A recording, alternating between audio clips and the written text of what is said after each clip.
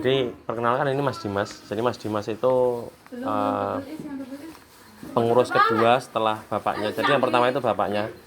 Dan konon ini pendiri Ashifa ini bisa mendirikan Ashifa ini gara-gara salah satu ODGJ yang membantu bapaknya Mas Dimas ini.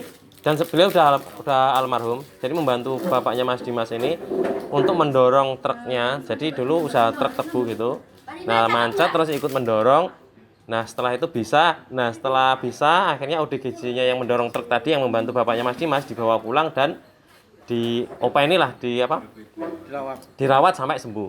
Nah, akhirnya berdirilah pondok rehabilitasi Ashifa ini. Ya, betul gitu Mas ya. Ya, ini gimana Mas Dimas menurut jenengan pesan apa yang bisa disampaikan mungkin atau berdirinya dulu pondok ini gimana Mas? Jadi dulu itu bapak itu selaku pengusaha Mas. Ya, pengusaha benar, pengusaha tebu ya? Ya, pupuk tebu Mas. Dulu pupuk tebu. Oh, pupuk tebu, tetes tebu itu ya? Ya. Tetes tebu. Tetes tebu. Nah, waktu mau netes di lahan itu mogok. Truknya mogok, terus ada bapak sama sopir. Terus mogok, terus ada ODGJ. Ya. ODGJ itu disuruh mendorong truknya. Nah, terus akhirnya mau, terus bisa, truknya nyala, malah dibawa pulang. Nah itu waktu itu sempat ada penolakan dari ibu Keluarga, sama iya. mbah dulu. Oh kayak gitu kok, gua mulai Ya, karena orang gila ya, mohon maaf ya Masnya, orang gila kan seperti itulah ya. Iya. Nah, terus lantas habis itu? Habis itu bapak mengalami kolet tahun 2000. Tahun 2000? Iya. Oh, enggak. Setelah dibawa ke rumah, akhirnya gimana Mas itu? Oh akhirnya Dirawat atau gimana? Akhirnya dirawat. Dirawat terus sampai sembuh? Iya. Dirawat, dikasihkan ruangan 1. Ya. Ya itu kantor dulu. Kantor suruh tidur kantor. Nah waktu bapak itu pergi malam itu ngamuk. Nah, satu kantor itu kayak buku-buku kayak itu sudah hancur. Hancur semua gara-gara Iya. di itu ya. Marah akibat marahnya ODGJ-nya ya. Ya, terus keluarga malah ibu sama mbah itu malah gini. Kuatnya untuk dia tuh dibawakan asalnya lagi, dikembalikan lagi ke tempat asalnya. Terus akhirnya dengan tekadnya bapak itu malah dia tuh dikasih kegiatan, dibawa ke pertanian untuk macul Mas. Ya. Nah 1 hari itu kalau nggak maculnya nggak di Pantau tuh nggak pulang, dia terus macul gitu aja. Oh, jadi semangatnya tinggi sebenarnya ya. Iya. Karena mungkin kesibukan produktifnya, betul ya Mas? Iya. Jadi gitu. Terus lantas setelah itu? alhamdulillah sembuh. Terus bapak mengalami kolet Mas, kolet 2000. Ada PM ODGJ itu sekitar 10. Jadi dulu bapak itu pokoknya kalau ada ODGJ terlantar maupun saudara yang ada yang sakit itu dibawa pulang. Itu tanpa biaya berarti Mas? Tanpa biaya.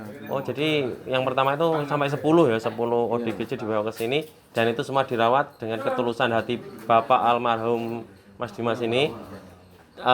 Dan semua biayanya biaya Bapak Mas Dimas sendiri.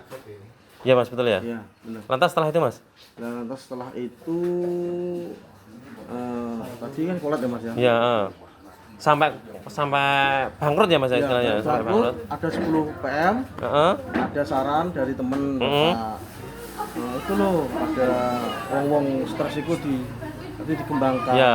Dibantu Mas dari administrasinya, dari Dibantu sama siapa Mas itu Mas? itu temennya bapak itu. Dulu Babinsa Rambe dulu. Oh, Babinsa Rambe. Ya, dulu. Terus sampai akta notaris, alhamdulillah secara resmi 2005 Mas. 2005 resmi. Iya. Oh ya, izinnya keluar berarti itu. Izinnya keluar. Setelah itu? Setelah itu ya ada wartawan, ada kesini, Ya. teman-teman relawan itu kesini, terus alhamdulillah PM di sini itu Ya. ODGJ di sini bertambah mas, nyampe 200 lebih. Sampai 200 itu tahun berapa mas?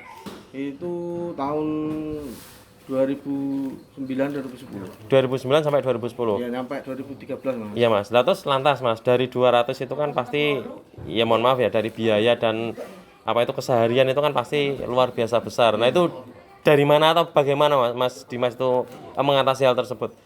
Ya itu dari swadaya kita sendiri mas. Ada yang keluarga membayar, ada yang sukarela. Oh jadi memang di sini sebenarnya ada SPP-nya, cuman kalau memang ada yang benar-benar tidak mampu atau bahkan tidak membayar atau bahkan udah dikucilkan sama keluarga dan dibuang, di sini masih menampung dan kita gratiskan dan kita rawat sampai mungkin bisa berproduktif lah istilahnya gitu mas ya. Ya. Di sini kan juga ada apa masalah ladang atau apa itu buat kehidupan di sini juga Pertanian ya. pertanian ya. Apa aja mas itu mas? Perikanan, pertanian, peternakan. Apa aja mas? Pertanian apa? Peternakan apa? Itu peternakan sapi. Jadi anak-anak itu ngarit sapi, baik memberi makanan, membersihkan kotorannya. Kalau di perikanan ada ikan lele, Bukan lele. vanila, dan untuk Pertaniannya sawah ya, padi? Sawah, padi dari kangkung mas. Nah jadi gitu. Terus ini mas, untuk kebutuhan sehari-hari itu kan pasti juga lumayan banyak kan mas. Ya sekarang dari 200 itu jadi berapa mas? Kalau orang apa itu ODGJ-nya, pasiennya lah bisa kita katakan. Dulu pas saya kan ditinggal bapak 2015 mas. Nah, itu saya pilih-pilih mas karena kami kan ya baru lah mas, betul. baru kita pilih-pilih yang mana kita kembalikan lagi, nanti kalau kita sudah jalan kita tarik lagi. Iya. Jadi di saat 2015 itu ya kita meminit dulu mas, menit pasien itu nyampe 150 dulu. Oh berarti dari 200 itu turun ke 150. 150. Dan sampai sekarang sekitar 150-an juga ya mas? Iya. Sekitar itu juga. Nah dari 150 kan otomatis beban yang dipikul kan lumayan besar itu mas. Kalau untuk kebutuhan makan itu makanlah kita ambil makan ya karena kan memang nggak neko-neko lain kebutuhannya lainnya nggak neko-neko cuman makan aja. Kalau bisa beribadah ya beribadah. Nah kalau untuk makan itu mas kebutuhan sehari itu kisaran berapa lah kalau bisa dikalkulasi mas ya. Ya mungkin mas Dimas nggak selalu mengkalkulasi tapi kan ada hitungannya. Itu kira-kira kebutuhan mama kebutuhan beras atau kebutuhan makan atau kan ada pengurusnya juga. Nah itu mas. Jadi gini mas, untuk makan itu kalau saya ayam itu punya beras.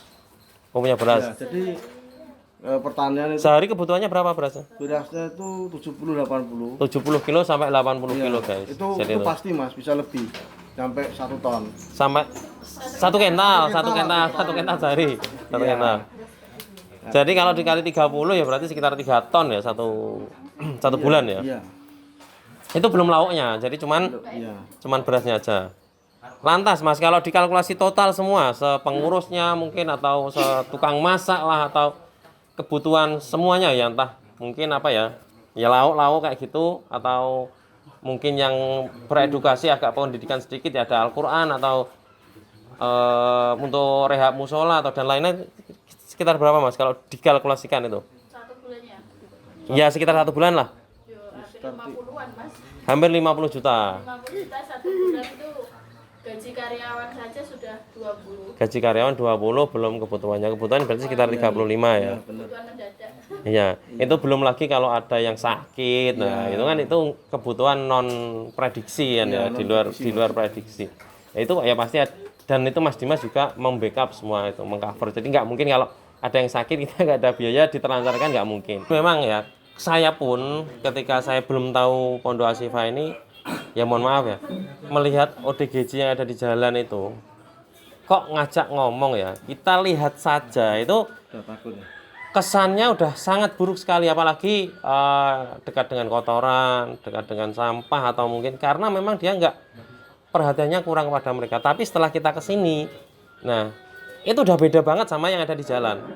Semua ODGJ-nya bersih, bahkan ada yang hampir sembuh 80% bisa ngaji, apa nggak luar biasa. Kita aja yang nggak kenapa-napa, kadang untuk ngaji aja nggak ada waktu dan lain-lain. Ini ODGJ yang udah sembuh 80% bisa ngaji. Luar biasa Mas ya.